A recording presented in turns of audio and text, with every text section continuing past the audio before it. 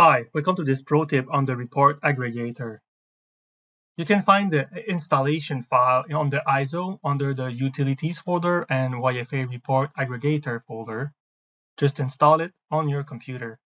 To use the Report Aggregator, you need the command prompt, and you need to browse to this folder and just typing in, which is %FADRR %tools report aggregator.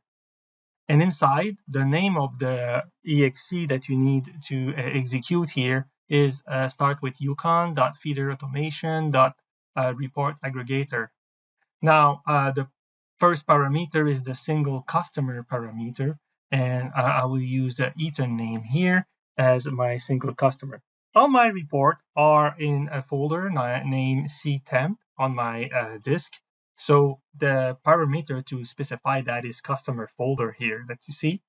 And then the last one is the destination. That's the place where I would like the result file, and I'll put it on the same folder, the ctemp here. So I'll press enter, and the report aggregator will start to analyze the system report that is in the folder ctemp. So all of them, if there's 5, there's going to be 5.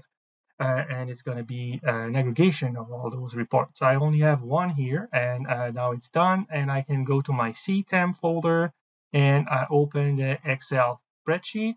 And as you can see, if I browse to the tabs, you see this is the regions tab, and then the last one is the switching device tab. And at the end, I have 2 columns that says that it's out of service or bypass. That concludes this pro tip video.